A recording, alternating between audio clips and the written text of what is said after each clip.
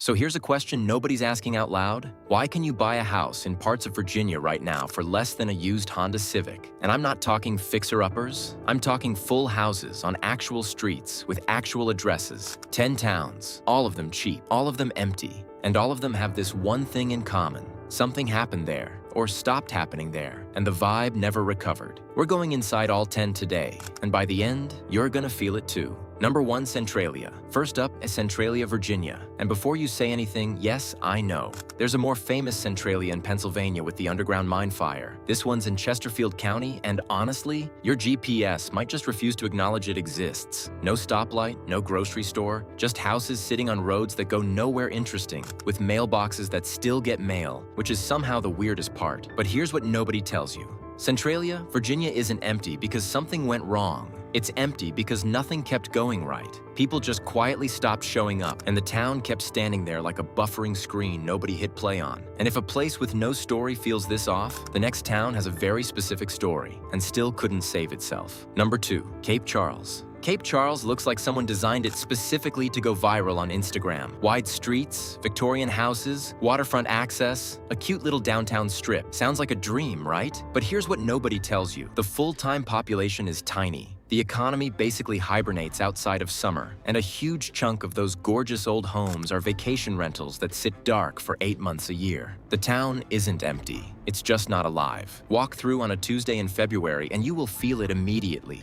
Clean streets, cute storefronts, zero humans. It's a movie set between takes, beautiful and deeply lonely at the exact same time, and that combination is genuinely unsettling. Number 3, Clifton Forge. Clifton Forge used to be a real railroad town. The Chesapeake and Ohio Railway ran through here, and this place had jobs, had people, had a pulse. Then the railroad pulled back, the shops closed, and Clifton Forge got left holding a ton of infrastructure and absolutely nothing to do with it. Right now, you can buy a house here for under $30,000. Some listings are under $20. Let that sink in. But here's the catch. The downtown has been revitalizing for so long that the word has stopped meaning anything. The buildings are still standing. The streets are still there. But the butcher, the diner, the hardware store, gone. Replaced by a vape shop and a for-lease sign so sun-bleached you can't read the phone number. Number 4, Fry's. Fry's, Virginia. Population around 400. Sits right on the New River in Grayson County. And if you blink while driving through, you will miss it completely and not know it for 3 miles. The Washington Mills textile plant ran this town for most of the last century. When it closed in 1989, Fry's didn't just lose jobs. It lost its whole reason for existing, and the mill building is still there. Big brick thing sitting next to the river like it's waiting on a shift that got canceled 35 years ago. Houses here sell for under $15,000. Less than a year of car payments. And the storefronts that closed in the 90s, still closed. Number 5, Grundy. Grundy, Buchanan County. And this one is genuinely wild. Like, nobody talks about this outside Southwest Virginia wild. The town got hit by so many serious floods that the state and federal government literally said,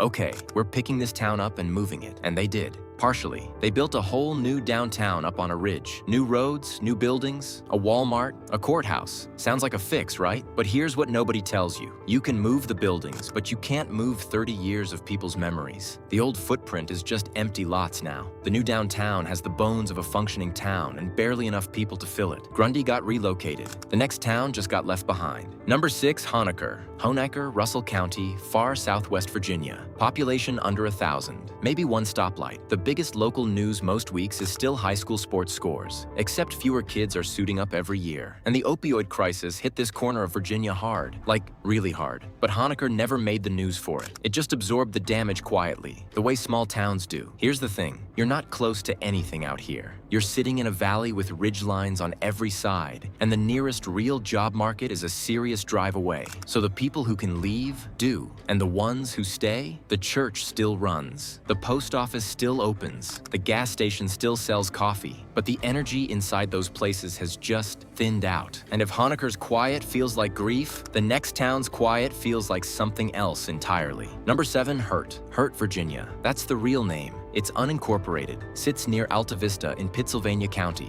and feels like it got named by someone who just gave up trying to be optimistic. Here's the thing about unincorporated towns. There's no mayor, no city council, no official report tracking how empty things are getting. Hurt can shrink, and nobody in any government building has to write it down. It just gets quieter and the outside world never notices because there was never a formal structure to notice the loss. You can buy land here cheap, but don't expect the town to show up for you. It ran out of that energy a long time ago. Number 8, Iron Gate. Iron Gate, Allegheny County. Mountains, river, old industrial buildings. A main street built for a crowd that doesn't exist anymore. It's genuinely beautiful and genuinely empty. The name is literal. There were actual iron furnaces here. Real industry, real jobs, real reason to show up every day. Then it all left, and Iron Gate got stuck with streets too wide, buildings too big, and nowhere near enough people to fill any of it. Here's the thing. Your brain expects people where buildings exist. You turn a corner and wait for someone to be there. Nobody is. The town was sized for a population that left before you were born, and that mismatch is what feels so wrong. Iron Gate lost its industry. The next town lost its industry and its geographic logic, and it shows. Number 9, Narrows. Narrows, Giles County. The name is not creative. The town literally sits in a narrow gap where the New River cuts through Peters Mountain. Geography explains everything here. Why it started, why it grew, and why it got stuck. Celanese had a massive plant here for decades. That one plant basically was the economy. When it wound down, Narrows had no backup plan. And here's the catch. It couldn't build one. Mountains on both sides. River right there.